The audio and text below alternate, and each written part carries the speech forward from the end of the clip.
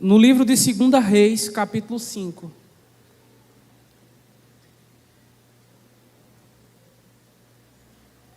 Glória a Deus. Deus, Ele tem uma palavra esta noite para mim e para você. Amém? Para eu e para você. E diz assim, a partir do verso 1: E Naamã, chefe do exército do rei da Síria, era um grande homem diante do seu Senhor, e de muito respeito, porque por ele o Senhor dera livramento aos sírios. E era este homem varão valoroso, porém leproso. E saíram tropas da Síria e da terra de Israel, e levaram presa uma menina, que ficou ao serviço da mulher de Naamã. E disse esta à sua senhora: tomara que o meu senhor estivesse diante do profeta que está em Samaria, e ele o restauraria da sua lepra. Então entrou Naamã e o notificou a seu senhor, dizendo: assim e assim falou a menina que é da terra de Israel.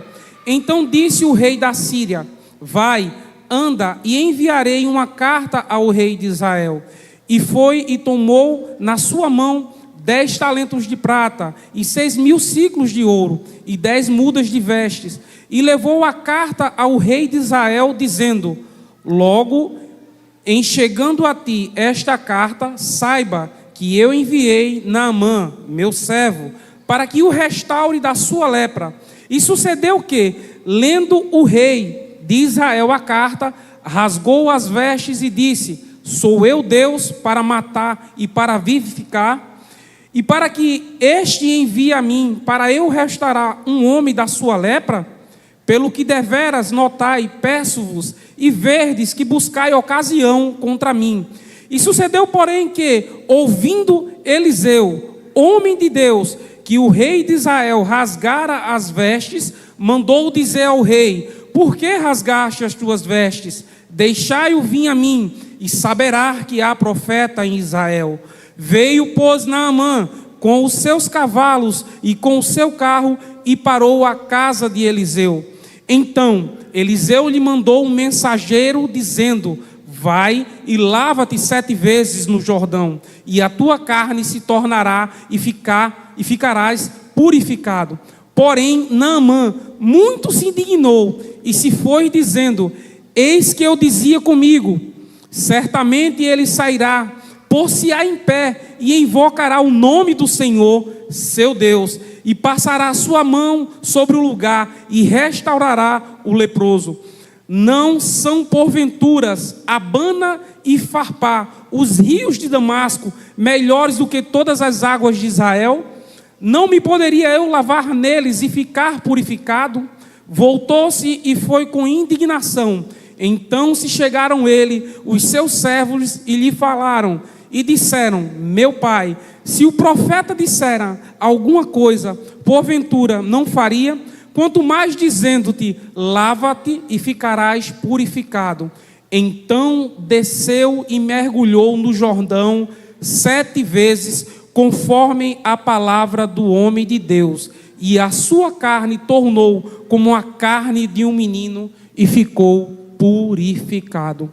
Paizinho querido, Pai de amor, quero te agradecer, Senhor, por esta palavra. Senhor, eu te peço em nome do teu Filho Jesus, Pai, que não seja eu, mas que seja o teu doce Espírito Santo que venha sobre a tua igreja, e que tu venha, Senhor, falar da mesma forma a qual tu falou ao meu coração. Mas, Senhor, que seja, Senhor, não aquilo que eu tenho preparado, mas aquilo, Senhor, que a tua igreja deveras ouvir, em nome de Jesus. Amém? Podeis sentar, irmão. Povo de Deus, essa palavra, Deus me deu ela há algum tempo atrás. Eu sou uma pessoa que gosto de praticar atividades físicas. E a minha profissão, ela exige que a gente sempre esteja se condicionando fisicamente. E uma dessas das minhas atividades de práticas de atividade física, a gente saiu correndo, que é a atividade que eu mais exerço, né? Estava saindo correndo de Mangabeira até a região da praia. E nessas corridas que a gente faz, irmão, eu sempre coloco um fone de ouvido e vou escutando os meus louvores. Quem caminha comigo e quem me conhece bem, sabe que a minha lista, né, a minha playlist, ela é bem diversificada, né? Ela é bem, posso dizer, eclética. Ela vai desde um Eliezer Rosa a um Estevão Jacinto, né? Como também a um Morada, Gabriela Rocha, mas também a um Osés de Paula. E aí os irmãos vão dizer, como é que é isso? Vai de 0 a 100? É porque a gente gosta de escutar a voz de Deus na boca dos seus levitas. E, irmão, em um desses louvores que eu assim escutara, Deus, ele falava comigo e deu um start para mim. E quando eu estava escutando esse louvor, eu fui meditando na letra, e Deus me deu um tema. E através desse tema qual Ele me deu, eu cheguei na minha base, né, onde eu fico, onde eu trabalho, e anotei. E passou-se o tempo. Porém, irmãos, Deus, Ele nos torna a lembrar de coisas quando Ele quer falar conosco. E semana passada, irmão, eu me encontrei em uma ocasião a qual Deus me fez lembrar desse tema novamente. E aí, o que eu quero dizer a você, que para essa ministração chegar até você, essa noite, primeiro ela veio até a mim. E eu fui confrontado nela. E o tema dessa ministração é meu orgulho e eu. Irmão, eu quero que você entenda essa noite o verdadeiro significado do orgulho. O orgulho, irmão, ele é um sentimento inerente ao ser humano. Ou seja, todos os seres humanos têm o orgulho dentro de si. Em algumas pessoas ele vai se manifestar de uma forma mais presente, mais latente. Em outras pessoas ele já vai se manifestar de uma forma mais velada. E o orgulho, irmão, ele pode se manifestar de uma forma positiva nas pessoas. Mas como assim, irmão? Quando ele se manifesta de uma forma positiva, ele está relacionado a uma satisfação gerada, né, por uma realização pessoal dentro de nós, ou até mesmo em alguém. E existe 2 tipos de significados bem distintos para a palavra orgulho. Primeiro, irmão, é de você se sentir-se feliz e satisfeito, como o próprio nome, orgulhoso. Orgulhoso como? De algo ou de alguém. Como, por exemplo, quando você faz um almoço, quando você faz um jantar, quando você faz uma sopa, que você vê, de certa forma, as pessoas felizes se debruçando em cima daquela refeição com o rosto alegre, satisfeito. Você olha para você e diz, nossa, eu estou orgulhoso porque alguém está satisfeito com a minha refeição, com a refeição que eu fiz. E você se sente orgulhoso de ver a pessoa feliz. Um outro exemplo do orgulho no sentido positivo, irmão, é quando você olha para um filho seu, para um amigo ou para um ente, e você diz, nossa, meu filho passou no vestibular, meu filho passou em um concurso público, e você se sente orgulhoso nesse sentido. Esse sentimento, ele é positivo, ou seja, é uma satisfação por algo que foi realizado por si, ou por alguém com quem você está relacionado. No segundo significado acerca do orgulho, irmão, é bem diferente. É você se sentir-se egoísta, dono da razão, arrogante e até mesmo, às vezes, soberbo. Mas como assim, irmão? Isso acontece muito dentro dos nossos lares, quando geralmente nós brigamos ou entramos em atrito com alguém. Como, por exemplo, minha esposa ou meu esposo está muito orgulhoso para me ouvir hoje. Ou talvez, né, como de repente um técnico de futebol ou até mesmo torcedores que não aceitam, a citar o exemplo de meu amigo Alisson e Sandro, né, que não aceita que os times deles são menos ruins, né? São ruins na verdade, de fato. Quando você não aceita, irmão, algo de alguém vindo nesse sentido, ele se torna, negativo.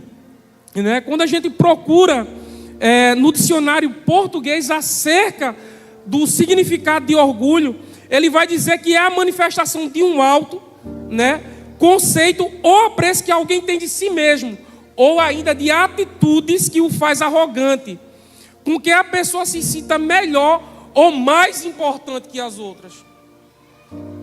Esse é o orgulho, irmão. O orgulho ele vem disfarçado de diversas formas. E eu quero falar sobre uma pessoa a qual nós lemos 14 versículos. E essa pessoa, irmão, era Naamã. E eu quero que você entenda de fato quem era Naamã. Por isso que eu te convido a adentrar na vida de Naamã. Quem era Naamã, irmão? O nome Naamã significa, no hebraico, agradável. Esse homem, irmão, ele exercia um importante papel no exército do rei da Síria. Naamã, irmão, ele era um soldado como os demais, porém, ele tinha um diferencial. Ele era um general. E por ele ser um general, irmão, ele exercia uma posição de destaque diante do seu senhor. Nós podemos perceber que Naamã, ele tinha influência sobre as pessoas que o cercavam. Naamã, ele ocupava posição de destaque. Naamã, irmão, ele era o tipo da pessoa que todos cercavam, todos queriam estar perto de Naamã. Naamã, ele era um exímio general que tinha diversas habilidades militares. E por intermédio de Naamã, Deus deu vitória ao povo da Síria em diversas situações contra outras nações. Naamã, irmão, ele exercia uma habilidade que quando nós olhamos para a história daquela época, a Síria, ela subjugava as nações em toda aquela época. E o rei da Síria, ele tinha um apreço muito grande, mas muito grande por Naamã. Quando nós olhamos para a Síria, todas as nações que a cercavam, que estava à sua volta, já tinha sido subjugada por ela, inclusive Israel. Irmão, o que nós podemos ver no versículo 1, na parte final desse versículo, ele vai trazer uma conjunção coordenativa adversativa. Lá no finalzinho do versículo 1, do capítulo 5, ele vai dizer, porém. O porém, irmão, ele funciona na língua portuguesa como sinônimo de mais, contudo, todavia, entretanto, ele transmite uma ideia de contradição. Logo, ela nos mostra a real condição daquele homem. Ele era leproso. Devemos nos lembrar, irmão, que naquela época a lepra não tinha cura. Ela privava o doente do convívio social e levava ele a uma morte, a pessoa, uma morte diária, lenta, sofrida e solitária. O leproso, ele vivia numa condição de separado. Levítico capítulo 13, versículo 46, vai falar acerca disso. Levítico, ele vai mostrar uma série de doenças. Porém, quando a gente começa a se deparar, a partir do versículo 45 e diante, ele vai dizer que a condição de um leproso, quando ele estava vivendo na condição de separado, as pessoas quando iam se aproximar dele, ele gritava, impuro, impuro, e as pessoas se afastavam daquelas pessoas. Ou até mesmo eles chegavam a colocar um sino, ou seja, eles viviam separados. E é exatamente assim, irmão, que muitas pessoas se sentem. Apesar de terem alcançado sucesso profissional, sucesso familiar, apesar de gozarem de respeito, como Naamã gozava, que todos os cercavam e rodeavam, apesar, irmão, de ser pessoas valentes, apesar de se sentirem pessoas abençoadas por Deus, apesar de serem inteiramente felizes, Há sempre um porém que consomem as suas energias, muitas das vezes privando-os da felicidade plena, levando a experimentar uma mortificação diária, lenta, sofrida e solitária. É assim que muitas pessoas se encontram, irmão, nessa condição. Certo dia, a Bíblia vai dizer no versículo de número 2 e diante, que saqueadores invadiram a terra de Israel. E a Bíblia vai dizer que o povo da Síria pega uma menina, uma jovem moça, e leva cativa. Aquela menina era israelita. E eles, quando levam cativa essa moça ela é apresentada à mulher de Naamã e passa a servi-la. Ela passa a servir na casa de Naamã. Aquela moça, ela começa a ter um convívio diário com aquela família. Aquela moça, ela começa agora a enxergar de fato quem era aquele general. Aquela moça, ela começa a contemplar as dores daquele homem. Aquela moça, ela começa agora a perceber o quanto aquela mulher que estava ao seu lado retia tudo o que se passava dentro de casa.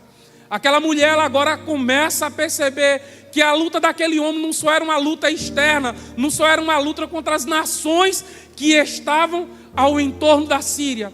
Aquela jovem, ela começa a perceber que aquele homem guerreiro, aquele homem valente, tinha suas lutas travadas diariamente dentro da sua casa. Aquela menina, ela começa a perceber que por baixo daquela armadura, irmão, que protegia aquele general, daquelas estrelas que cercavam o seu ombro, tinha algo que o afligia, tinha algo que colocava numa posição diferente. Tinha um porém, irmão. Qual o porém que te faz muitas das vezes ficar preso dentro de casa? Qual o porém que muitas das vezes te faz te apresentar de uma forma diferente da qual você não é? Qual porém você se esconde?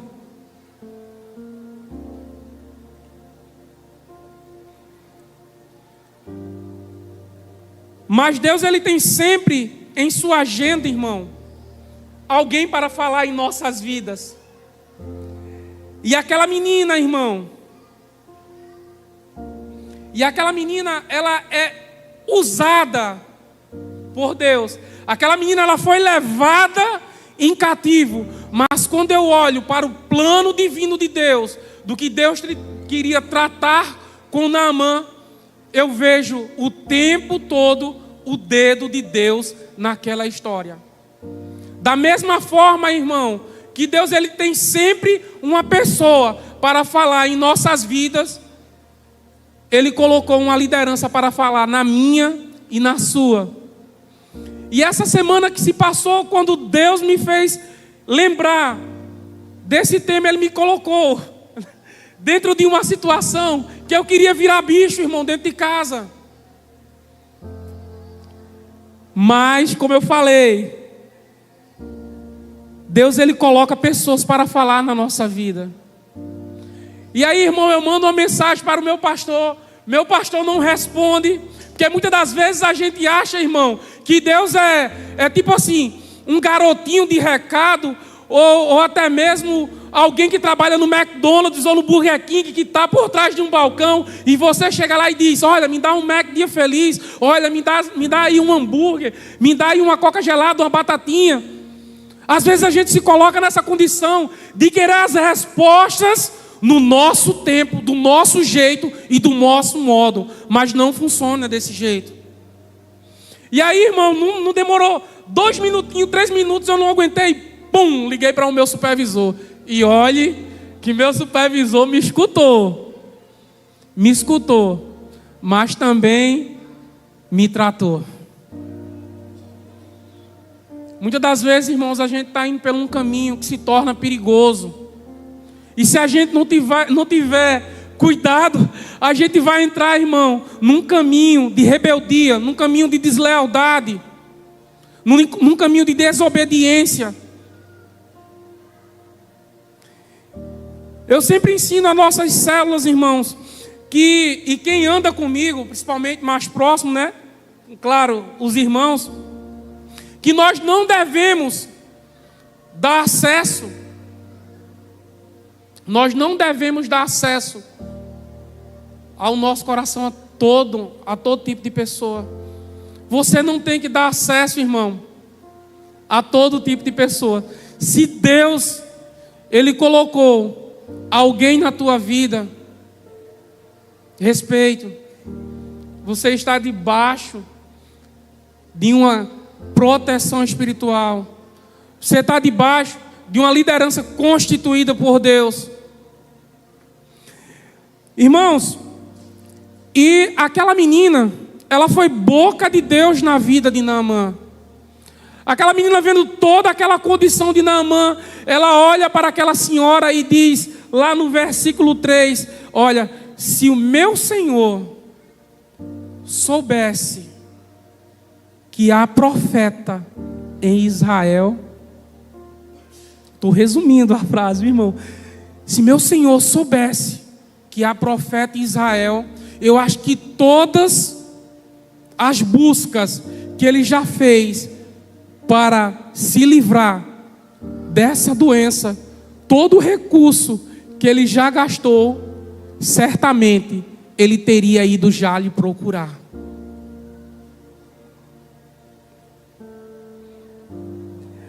Mas o que eu acho interessante diante disso aqui, irmão, que quando Deus ele quer fazer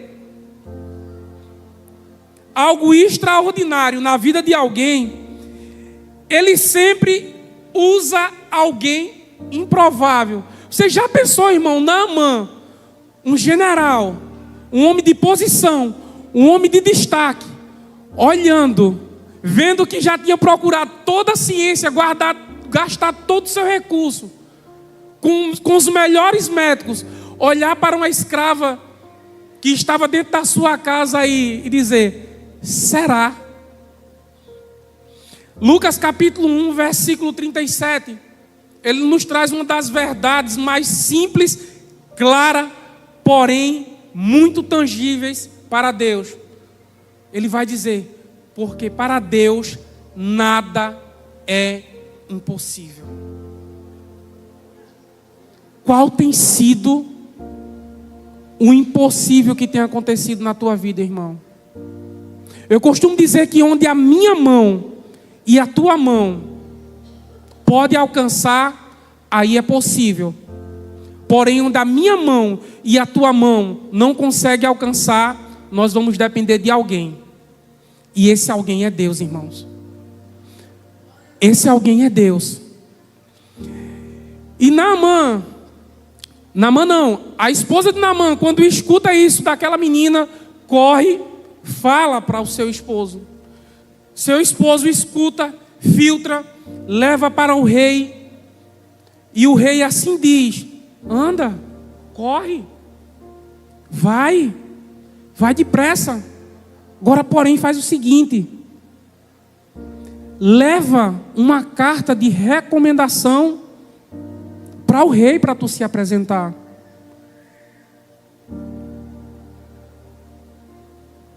No versículo 7 do livro de 2 Reis, no capítulo 5, o rei de Israel, quando ele recebe a carta advinda do rei da Síria, ele vai dizer que sucedeu que, lendo o rei de Israel a carta, rasgou as suas vestes e disse, sou eu Deus para matar e para vivificar, que este envie a mim para restaurar a um homem da sua lepra? Pelo que deveras notai, peço e vede que busca ocasião contra mim. O ato, irmão, de rasgar a veste no Antigo Testamento mostrava emoções fortes, como tristeza, angústia, medo. O rei de Israel, ele se sentiu intimidado diante daquela situação. Para quem você tem rasgado o seu coração? Veste, fazendo uma transliteração para os dias de hoje, aqui é coração. Para quem você tem rasgado o seu coração? Para quem você tem permitido acesso a Ele?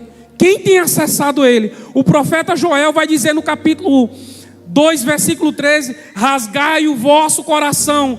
A quem você tem dado acesso? A quem você tem revelado o que passa na sua vida? Quais são as suas lutas? Quais são as suas dores? Quais são as suas preocupações? Quem tem ficado sabendo disso, irmão? Às vezes você sai contando isso aí de forma aleatória, achando que vai resolver, mas você olha para um lado, para o outro e diz: epa, só está piorando. É porque você tem dado acesso a quem não vai te dar destino. Uma das coisas que eu aprendi nessa igreja quando eu cheguei aqui: quem tem pastor, quem tem pastor, tem destino. Quem tem te dado de fato destino, irmão, na tua vida? Quem tem sido boca de Deus na tua vida? A quem você tem permitido adentrar na sua vida? Se nós pararmos e analisarmos, Naamã, ele escutou, absolveu. Porém, irmã, a jovem, ela tinha dito que era para ele consultar quem? O versículo 3 vai nos retratar e dizer: e disse esta sua senhora, tomara que o meu senhor tivesse diante do profeta.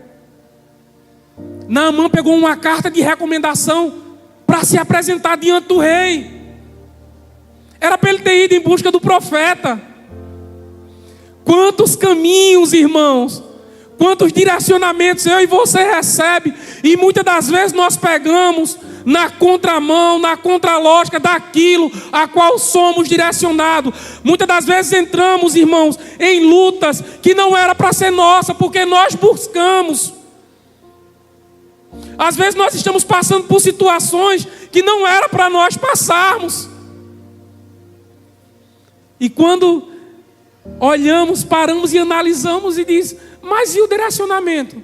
Tu entendeu errado, eu entendi errado. Não, irmão, nós que fizemos de maneira errada. Ouvir e obedecer é o início do extraordinário de Deus em nossas vidas. Quando eu e você, irmão, ouvimos e obedecemos, nós estamos sendo direcionados para um caminho bem diferente daquele ao qual nós vimos. E aí, irmão, eu pontuei aqui somente 2 pontos. Primeiro ponto é como lidar com o perigo do orgulho. Provérbios capítulo 16, versículo 5, vai dizer o seguinte: a abominação é para o Senhor todo altivo. Altivo aqui é orgulhoso. Ainda que ele junte mão a mão, não ficará impune. Irmão, quando nós somos direcionados a buscar a nossa liderança e não buscando, estamos indo pelo caminho perigoso. Quem diz muito isso na minha vida é meu supervisor. E semana passada eu ainda quis me levantar como rebelde, irmão, e eu tenho que confessar. É feio? Não, irmão. Ele sabe disso. Meu pastor sabe.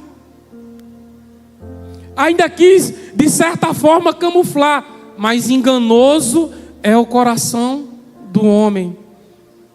E o homem aqui está na primeira pessoa: eu e você.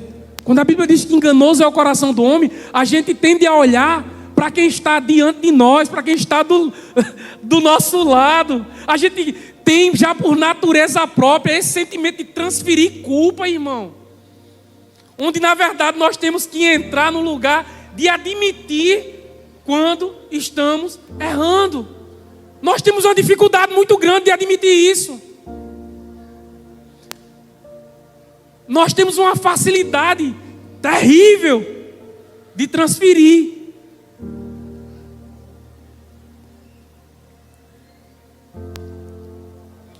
Esse caminho, irmão, ele nos leva a uma estrada chamada orgulho. O orgulhoso, irmão, ele está centralizado em si mesmo. E esta é uma forma dele cultuar a si próprio. O orgulho, ele cega o ser humano. E por esta razão, nós temos dificuldade, irmão, de ver o orgulho em nós mesmos. E temos uma facilidade gigantesca de enxergar nos outros, no próximo. Você sabia que todo orgulhoso, ele tem dificuldade de enxergar que ele é orgulhoso? Ele tem uma facilidade terrível de identificar o orgulho nos outros. O orgulho, ele é inerente, irmão. Ele está dentro de mim, dentro de você. O versículo 9 e 10 começa a revelar o lado orgulhoso do honrado guerreiro, do valente general Naamã. O versículo 9, irmão, ele vai dizer o seguinte: veio, pois, Naamã com os seus cavalos e com o seu carro, parou à porta da casa de Eliseu. E então Eliseu lhe mandou um mensageiro dizendo: vai e lava-te 7 vezes, e a tua carne será curada, e ficarás purificado. Esse homem de alto status, esse homem que ocupava uma posição de destaque, ele esperava ser recebido com honrarias. Ele esperava que o profeta Eliseu apenas lhe tocasse com as mãos. Porém, Naamã, ele se frustra diante de tal situação, de tal atitude do profeta Eliseu. Naamã, ele estava acostumado a ser tratado, irmão, com um respeito diferenciado. Irmão, você sabia que muitas das vezes nós ficamos dodói com algumas atitudes, como por exemplo, e aí eu vou falar porque eu já andei por esse caminho. Eu não sou notado por minha supervisão. Eu não sou notado pelo meu pastor. O irmão só quer saber agora de estar tendo comunhão lá com o irmão Valdério. Tá vendo? Só quer estar com o Sandro. Eita, o xodó agora é Joelson. Ei, irmão, vigia. Tu está indo por uma estrada chamada orgulho. Você, irmão, que exerce função de liderança, assim como eu exerço, nós não somos maiores do que o nosso Senhor. Você, supervisor, você, pastor, antes de você ter o título de missionário, você é servo. Você não se sobrepõe ao senhorio de Cristo. Nós somos ensinados constantemente pelo nosso pastor que Cristo, ele veio com uma de suas maiores missão na terra: servir, servir, servir, servir. Mas quando nós somos colocados, agora não tem mais, mas quando nós éramos convidados, convocados para vir limpar a igreja, para ficar na porta, muitas das vezes, alguém que exercia liderança achava um desrespeito, irmão. Achava um desrespeito. Dizia, eu sou líder, porque não bota o irmão Sérgio. O irmão Sérgio é liderado, eu vou estar aqui. Ei, irmão, vigia. Tu está na condição de servo.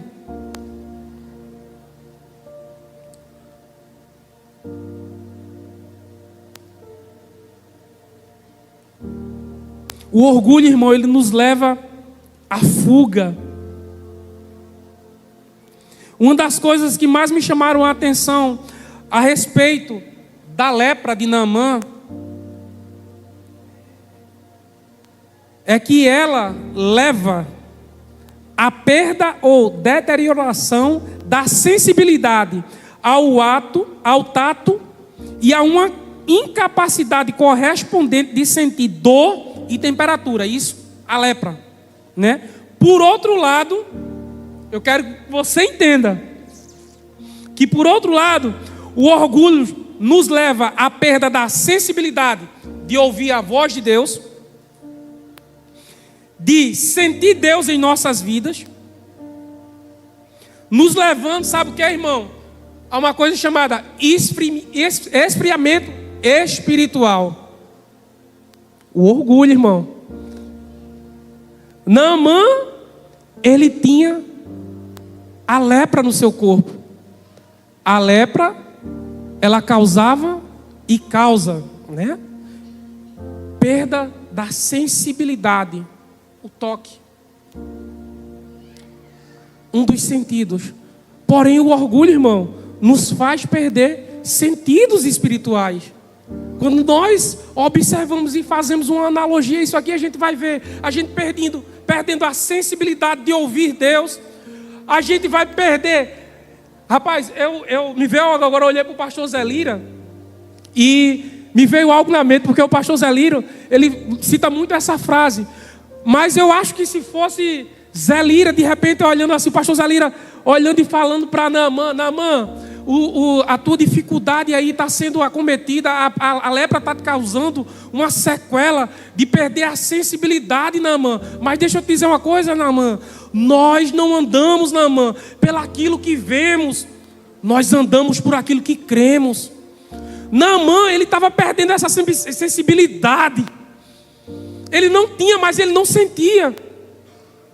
E eu e você, irmão, quando nós nos deixamos o orgulho penetrar nas nossas vidas, nós perdemos essa sensibilidade espiritual.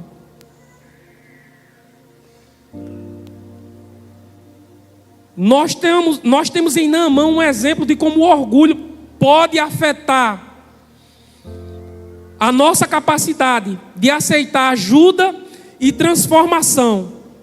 Apesar dos seus grandes status e realizações, ele enfrentou uma situação que ele não podia resolver por si só. O segundo ponto, irmão. Como vencer o orgulho? Nós temos que ter em mente, e aí nós vemos muito isso no CCC, que na luta contra o pecado, nós devemos ser o quê? Radical. Nós somos ensinados nas consolidações sobre tal. Quanto mais rápido eu digo não ao pecado, menos vulnerável eu fico a ele. Nosso pastor nos ensina constantemente nos cultos. Olha, sujeitai-vos a Deus, resisti ao diabo e ele fugirá de vós. Tiago capítulo 4, versículo 7. Para vencer o orgulho, irmão, é preciso discernir que de fato ele está em nós. Podemos ver que o coração de Naamã reservava algo. Nos versículos 11 e 12, vai falar a respeito disso. E aí eu quero ler com você o versículo 11 e o versículo 12. Eu só abrir aqui.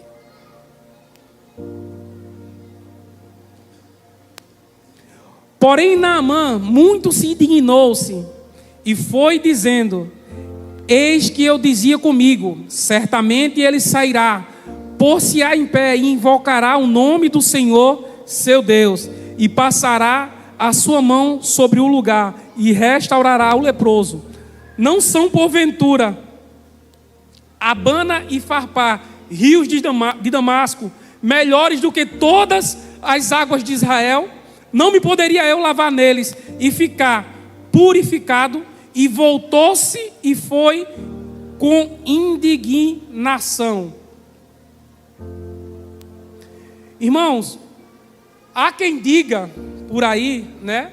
Quem fique falando por aí que Deus ele é brasileiro. Há quem diga por aí, né? Você já deve ter escutado essa frase.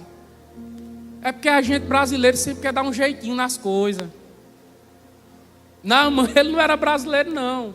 Mas quando nós olhamos para isso aqui, nós queremos, principalmente para o versículo aqui, número 11, nós podemos ver que Naamã, ele já foi ao encontro do profeta, já achando, querendo ensinar, na verdade, olha, eu achava que o homem ele viria aqui, iria colocar a mão, e eu ficaria curado.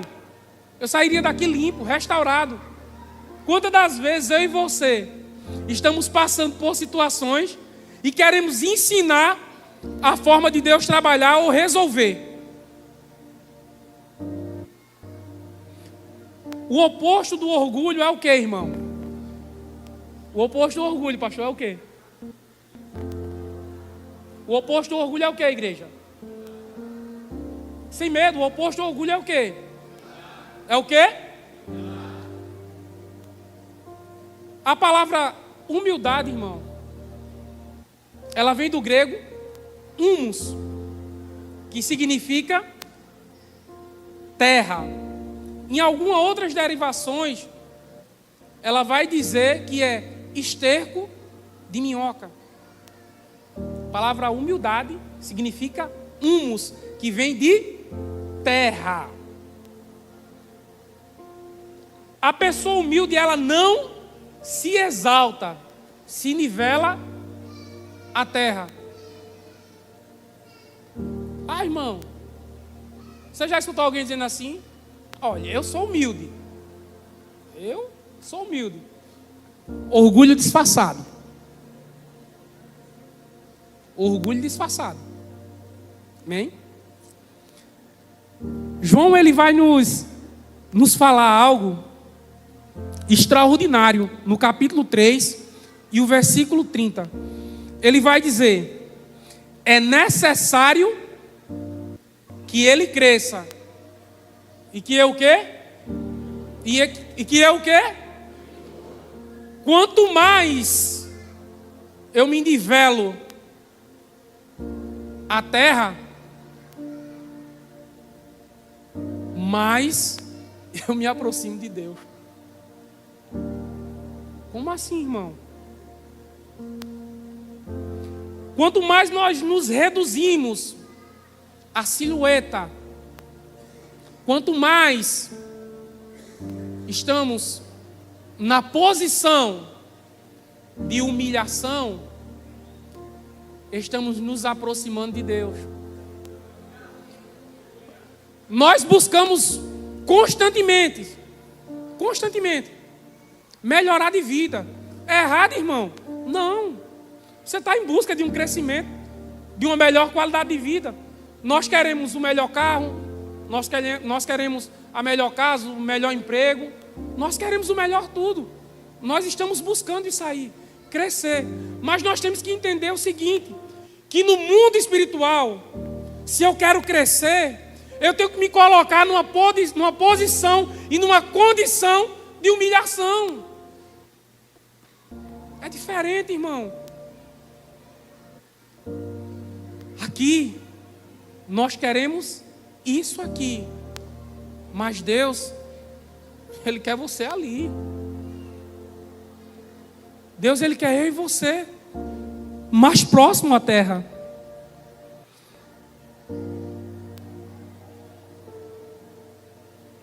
O verso 14 do capítulo 5 vai dizer: então desceu e mergulhou no Jordão 7 vezes, conforme a palavra do homem de Deus, e a sua carne tornou-se como a carne de um menino, e ficou purificado. Nosso orgulho, irmão, ele precisa ser humilhado. A obediência nos leva à humildade. O pastor Juscelio de Souza, irmão, ele nos diz algo bastante interessante. O pastor Juscelio de Souza é um pastor da Mervan, que é o mesmo ministério do pastor Luiz Hermínio.